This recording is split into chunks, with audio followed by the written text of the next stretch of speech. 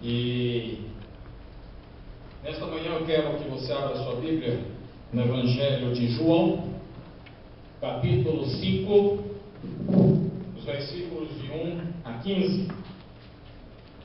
É um texto de certo modo conhecido, mas eu quero partilhar algumas inquietações que esse texto nos provoca como igreja. Evangelho de João, capítulo 5, versículos de 1 a 15, você vai acompanhando. Eu não vou ler o texto todo agora, a cada momento eu vou estar enfatizando um texto, mas é a cura junto ao tanque de Betesda. A palavra Betesda quer dizer casa de misericórdia. E como Betesda, a igreja existe para acolher pessoas enfermas no corpo e na alma. Se você olhar a cena, está todo mundo em volta do tanque, da piscina, esperando o mover da água para ser curado. E é interessante que esse texto, essa história, nos traz um confronto daquilo que é a nossa realidade hoje como igreja do Senhor Jesus Cristo. De um lado, o desafio da mutualidade. E você tem no Evangelho, no Novo Testamento, pelo menos 28 mandamentos sobre uns aos outros. Amar uns aos outros, perdoando uns aos outros, e por aí vai. Mas ao mesmo tempo você tem no texto a demonstração de uma teologia que é muito vivida hoje, do individualismo. Onde tudo tem que ser para mim, só falta dizer para eu, e caminhar nesse sentido.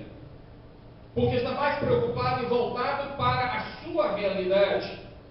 E Betesda, na realidade, é o desafio de a gente perceber como igreja que nós não podemos olhar o individual apenas, mas aquilo como comunidade, porque lá em Betesda cada um se virava. Veja os versículos de 2 a 4.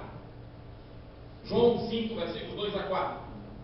Há em Jerusalém, perto da porta das ovelhas, um tanque que em aramaico é chamado Betesda, tendo 5 entradas em volta. Ali costumava ficar grande número de pessoas doentes e inválidas, cegos, mancos, paralíticos. Eles esperavam o movimento das águas. De vez em quando descia um anjo do Senhor e agitava as águas. Primeiro que entrasse no tanque, depois de agitadas as águas, era curado de qualquer doença que tivesse. Quem fosse mais perto, tivesse menos problema, conseguia pular na frente e era curado. Os demais tinham que esperar a próxima oportunidade. O que eu quero pontuar nesta manhã com os irmãos a respeito da igreja como o lugar do exercício da misericórdia? Primeira coisa é que esse exercício está centrado na pessoa de Jesus Cristo. Veja o versículo 1. Algum tempo depois, Jesus subiu a Jerusalém para uma festa dos judeus. Vamos versículos 8 e 9. Então Jesus lhe disse: levante-se, pegue a sua maca e ande. Imediatamente o homem ficou curado, pegou a maca e começou a andar. Versículos 14 e 15. Mais tarde Jesus o encontrou no templo e lhe disse: olhe, você está curado, não volte a pecar para que algo pior não lhe aconteça. O homem foi contar aos judeus e fora Jesus quem o tinha curado. O que acontece muitas vezes? Se você perceber o texto, você tem uma série de símbolos judaicos. Você tem a porta da ovelha, você tem os 5 pórticos, você tem a piscina e até tem o anjo que vem e movimenta as águas. Hoje, na igreja hoje, nós temos um lugar sacralizado, nós temos datas especiais, nós temos liturgias apropriadas, tempos confortáveis e em alguns casos até o anjo aparece, até o anjo vem. Percebo que não tem muita diferença daquilo que acontecia no contexto de Betesda e muitas vezes acontece no nosso contexto. Mas o que está faltando então? Falta exatamente a centralidade da pessoa de Jesus Cristo como motivação dos nossos atos de misericórdia. Falta a gente focar naquilo que Jesus é e na manifestação de Deus que com candura e ternura olha para cada um de nós, para a nossa miséria e oferece oportunidades. Vamos para Romanos. Romanos capítulo 5, versículo de número 8. Romanos capítulo 5, versículo de número 8.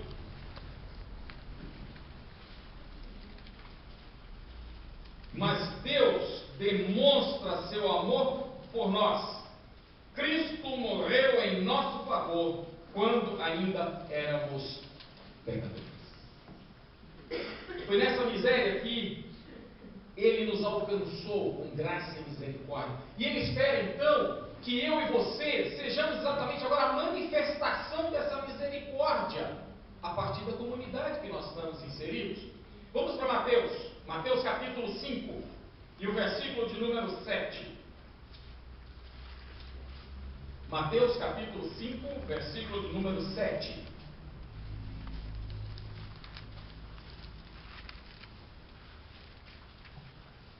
Bem-aventurados os misericordiosos, pois obterão misericórdia. Há tempos atrás eu contei uma história aqui na igreja, e quero repetir, alguns talvez lembrem dela, outros não. Eu era pastor de uma igreja, lá na Bahia, e tinha um cara que era extremamente perverso com as pessoas, a partir dos seus filhos, um cara carrasco. Não tinha misericórdia com ninguém da igreja. Primeiro deslize, ele era o primeiro a propor a exclusão, mas sumariamente da pessoa, sem ouvir, sem nada. E eu conversava com ele, eu dizia: rapaz, presta atenção, cuidado que um dia pode ser você. Não, comigo não. E um dia eu fui com ele. Os diáconos foram conversar com ele, eu já tinha conversado. A comissão de membros foi conversar com ele, e ele, turrão.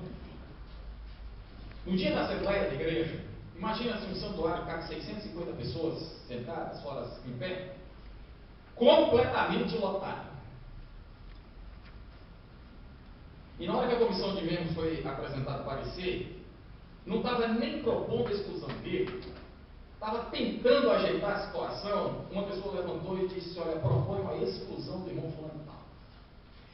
Quando eu ia dizer, alguém mais foi apoiado, foi generalizado. Aí ele pediu a palavra, foi lá na frente e chorou: meus irmãos, tenham misericórdia. Gente, eu nunca vi um povo com tanta alegria no coração excluir uma pessoa. Por unanimidade a igreja excluiu o cara. Aí ele olhou para mim: e agora, pastor? Lembra que eu te falei? Bem-aventurados misericordiosos, porque alcançarão misericórdia. Agora, como é que Deus manifesta essa sua graça, essa sua misericórdia com cada um de nós? Quando Ele socorre os miseráveis, quando Ele socorre os que estão em perigo, quando Ele vê a miséria do seu povo e promove a libertação. É só lembrar de Êxodo 3, quando Deus está conversando com Moisés e diz: olha, eu vejo a angústia do meu povo e decidi libertar esse povo, porque a sua misericórdia não tem fim. Salmo 136 fala isso, mas sobretudo na identificação de Jesus Cristo com as nossas necessidades. Vamos lá para Hebreus capítulo 2, versículo de número 17. Hebreus capítulo 2, versículo 17.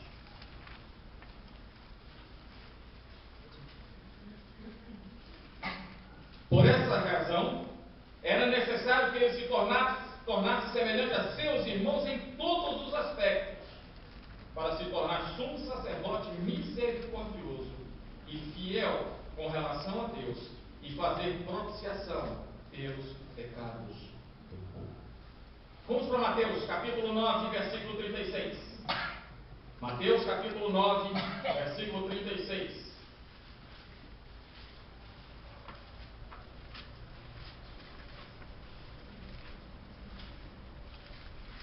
Ao ver as multidões, teve compaixão delas, porque estavam aflitas e desamparadas, como ovelhas sem pastor.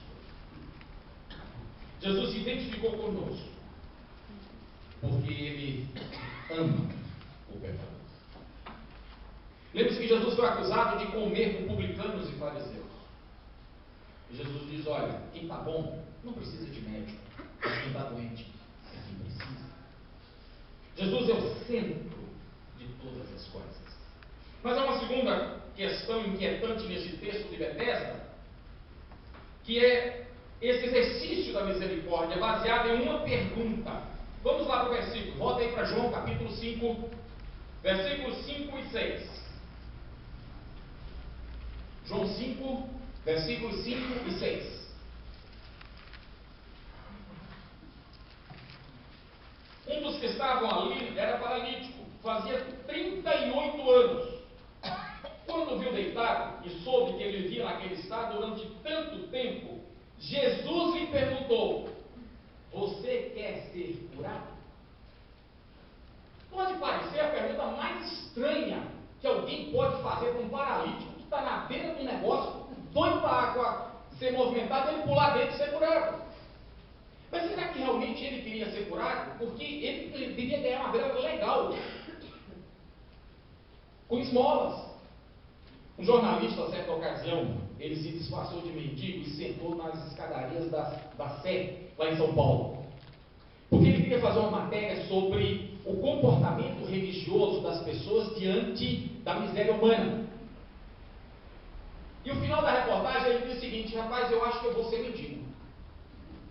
Porque eu consegui, em pouco tempo, ganhar o dobro do que eu ganho o mês inteiro trabalhando. Porque as pessoas davam, por um desencargo de consciência para aliviar a culpa de alguma coisa, davam esmolas. Talvez aquele homem não quisesse ser curado. Mas a gente precisa lembrar de algumas coisas. Que através de perguntas honestas e sinceras, que nós revelamos nosso interesse e preocupação com as pessoas. Será que quando você pergunta para alguém, como é que você está? Você está interessado na resposta? Ou simplesmente é um desencargo de consciência porque alguém não cobre de você, porque você passou desinteressadamente por ele? Por que fazer perguntas nesse caso é tão importante? Primeiro, porque perguntar é revelar compromisso e comprometimento com o outro. E às vezes a gente evita perguntar exatamente por isso. Porque quando eu viro para o outro e digo como é que você está, eu estou demonstrando que eu estou preocupado com ele e quero me envolver com ele. E a gente se furta de fazer a pergunta sincera e honesta para saber exatamente o que passa no coração. Porque também perguntar revela sensibilidade com sabedoria. Qual é a motivação da minha pergunta? Quais são as emoções, os conflitos, as angústias que o irmão está vivendo, que vai me revelar e como é que eu vou lidar com isso? Qual é o nível de significado, de significância daquilo que eu vou ouvir quando ele me falar? Meus queridos, à medida que nós desenvolvemos a nossa sensibilidade do perguntar, nós vamos descobrindo o que está por trás das máscaras que as pessoas colocam. Muitas vezes a gente coloca uma máscara para que ninguém consiga entrar na nossa alma. E quando a gente vai fazendo esse tipo de pergunta, a gente vai chegando ao coração. E a pessoa às vezes coloca máscara porque ela tem medo de expressar seus sentimentos e não receber a resposta que precisa, porque nós ofertamos muitas vezes respostas a perguntas que não estão sendo feitas. Às vezes alguém chega para a gente e vai falar qualquer coisa, a gente despeja um caminhão de versículo bíblico em cima dela e aumenta mais o sentimento de culpa. Quando as pessoas querem muitas vezes apenas falar e ser ouvido. Ela passou em Pernambuco e o prédio de educação entrava facilmente para o gabinete pastoral e para a secretaria da igreja. Um dia eu estava na porta me despedindo de uma pessoa e uma senhora olhou para mim, foi passando, olhou para mim e disse: posso falar com vocês? Claro. Entrei no gabinete, ela entrou, sentou. Ela falou 1 hora, não tive chance de falar nada. Ela falou 1 hora, olhou para mim e disse: muito obrigado, pelas costas, embora. Não sei quem é, nunca ouvi, nunca mais vi. Ela queria apenas falar. Quando eu fui visitar o Marquinhos, eu fui conversar com uma enfermeira sobre alguns procedimentos do hospital. Eu me identifiquei. Quando a enfermeira saiu, que eu fui saindo, uma senhora estava atrás e disse: ô moço, você é pastor? Eu sou. Dá para você orar com minha tia? Agora mesmo, entrei. A mulher em estado terminal. Ora por mim, por favor, e ora por minha tia Marta. Eu orei e fui embora, não sei nem quem é. Mas as pessoas precisam, sentem necessidade E dentro da comunidade, quando nós vamos nos aproximando e perguntando, a gente precisa ter a sensibilidade de perceber o que está por trás da máscara que as pessoas colocam para não serem confrontadas. Mas também perguntas misericordiosas provocam respostas transparentes. Veja o versículo de número 7. Versículo número 7 de João 5. Disse o paralítico: Senhor, não tenho ninguém que me ajude a entrar no tanque quando a água é agitada. Enquanto eu estou tentando entrar, outro chega antes de mim. Olha, ninguém está preocupado comigo, não. Ele foi muito honesto, muito transparente. Olha, ninguém está preocupado comigo, não. Cada um está correndo na frente, porque cada um quer se virar, cada um quer se livrar do seu problema, cada um quer encontrar a sua solução. E eu não tenho ninguém para me ajudar.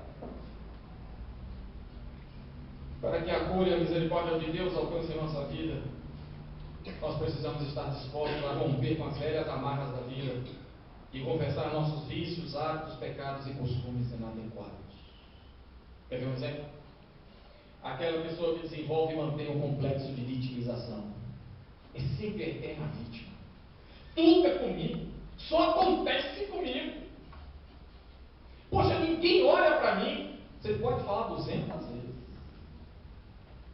mas ela faz questão de alimentar essa sua enfermidade emocional, porque pensa que pode ficar sempre na vitrine da vida. As respostas transparentes exigem coragem. Coragem para romper com aquilo que já está estruturado em torno das nossas enfermidades emocionais. E quantas vezes, meus queridos, nós estamos deixando de lado, e muitos não são curados, porque não assumem seus erros diante de Deus, dos irmãos e da sua comunidade de fé. Igreja é lugar do exercício da misericórdia de Deus. Mas a terceira e última coisa que eu quero pontuar nesta manhã é que esse exercício, ele confronta o status quo vigente da estrutura religiosa. Veja os versículos 10 a 13 de João 5. Veja que Jesus disse: ó, pega tua cama e anda. O cara pegou, saiu curando. Versículo 10. Finalzinho do versículo 9. Isso aconteceu no sábado. Por essa razão, os judeus disseram ao homem que havia sido curado: hoje é sábado, não lhe é permitido carregar a maca. Mas ele respondeu: o homem que me curou me disse: pega a sua maca e ande. Então lhe perguntaram: quem é esse homem que lhe mandou pegar a maca e andar? O homem que fora curado não sabia, não tinha ideia de quem era ele, pois Jesus já havia desaparecido no meio da multidão. Jesus disse: pega a tua maca e anda. O cara contou a conversa, botou a maca debaixo do braço e saiu. Mas aí os judeus disseram: não, é sábado, você não pode fazer isso. É a insensibilidade, a impessoalidade, a frieza que leva à perseguição. Garanto que aquele cara foi perturbado pelos judeus e fariseus durante um bom tempo, porque ele estava quebrando o meu sábado santificado. E quantas vezes a gente coloca estruturas rígidas que não olha a pessoa como uma coisa que bem mais precioso. Mas então o que demanda de nós, igreja? Que igreja que é sadia no exercício da misericórdia? Pelo menos 3 coisas. Primeiro, a consciência do nosso papel como agência distribuidora da misericórdia de Deus. É cuidar de pessoas, é amar pessoas, independentemente do pecado, mas não ser conivente com o pecado. É abraçar. Eu ouvi recentemente de uma pessoa: pastor, depois que eu me tornei mãe solteira, o pau quebrou nas minhas costas. A começar da minha família, eu fui desprezado. Aí eu lembrei do tempo lá na Bahia, uma menina, mãe solteira, se converteu. Foi expulsa de casa. Uma pessoa da igreja a acolheu. E ela chegou um dia para mim e disse: pastor, olha, Deus me falou para a gente começar um trabalho com mães solteiras. Deus abençoe. Vai em frente, estou pronto para te ajudar. Não, pastor, é para o senhor fazer. Eu não. Deus falou foi para você, não foi para mim. Eu estou aqui para orar por você e te apoiar. E ela começou, e durante um período nós tivemos muitas conversões de mães solteiras. A igreja batizou muitas delas. A liderança da igreja se reuniu e decidiu Nós vamos fazer o seguinte: nós vamos alugar uma casa e vamos colocar essas mães solteiras com seus filhos. Quando elas forem expulsas das suas casas, nós vamos acolher e abrigar. Meus irmãos, eu dou graças a Deus porque eu me conheço em parte. No dia da reunião para tomar essa decisão final, eu não estava na igreja, eu estava pregando em outro lugar. Uma das líderes das senhoras da igreja levantou e disse o seguinte: enquanto eu for membro dessa igreja, essa pouca vergonha não acontece aqui na igreja. O projeto não começou, a maioria foi para outra igreja, e até hoje eu dou graças a Deus que eu não sei quem falou isso. Quando a gente pega essa consciência de que nós somos a agência distribuidora da misericórdia de Deus, a gente passa a ser seletivo. A gente só quer escolher Mauricinhos e Patricinhas, gente que tem cheiro de shopping. Vá para shopping, não tem problema ir para shopping, mas você não pode ter cheiro de shopping. Você tem que ter cheiro de gente, porque Jesus morreu por gente e não por coisas. A segunda coisa, nós precisamos aprender a exercitar a sensibilidade para descobrir as necessidades das pessoas que formam ou que se aproximam da igreja. Eu perguntei para uma determinada irmã aqui da nossa igreja, para várias pessoas da igreja: ninguém conhece essa irmã. Eu creio que há muitos anos ela não vem à igreja. Pela conversa que eu tive com ela, quando eu fui na casa dela, ela disse: pastor, eu não posso abrir a porta porque não tem ninguém para abrir a porta. A percepção que eu tive é que ela estava em cima de uma cama e não podia abrir a porta para eu entrar e fazer uma visita nela. Nós precisamos todos os dias aprender que aqueles que se aproximam da gente precisam perceber em nós. Não um grupo que se reúne para bater o ponto todo domingo de manhã e de noite para justificar que somos igreja. Mas as pessoas têm que se aproximar e perceber que nós somos agência distribuidora da misericórdia de Deus. E terceiro, nós precisamos desenvolver a sabedoria divina para dar respostas de acordo com as misérias das pessoas e não de acordo com as suas conveniências. A necessidade do outro, a dor do outro, precisa ser a minha necessidade, a minha dor, e a necessidade e a dor da igreja, comunidade de fé de Cristo Jesus.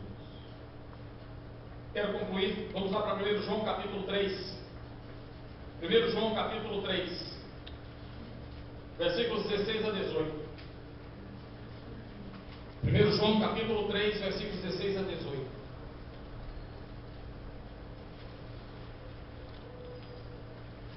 Nisto conhecemos o que é o amor.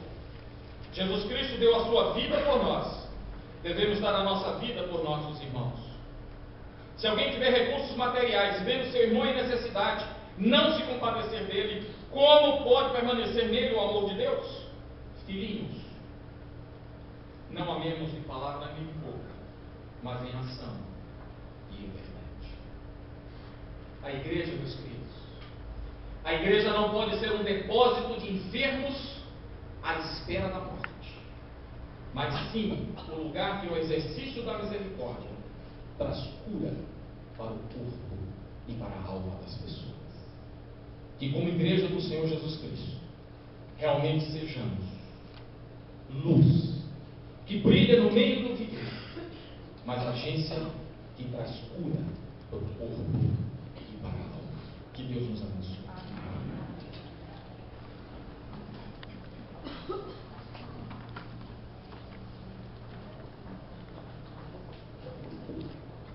Vamos cantar o número de 488, Brilha no meio do teu amor.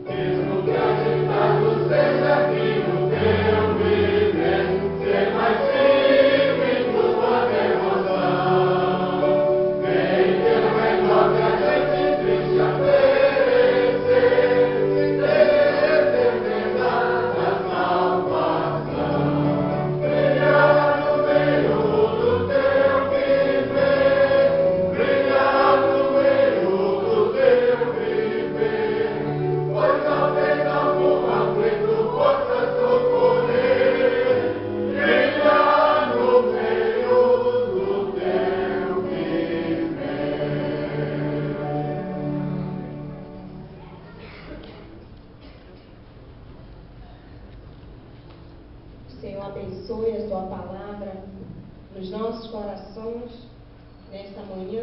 Agradecemos a presença de todos os irmãos, os nossos visitantes, que possam retornar mais vezes. Vamos ficar de pé para fazer essa oração final, pastor.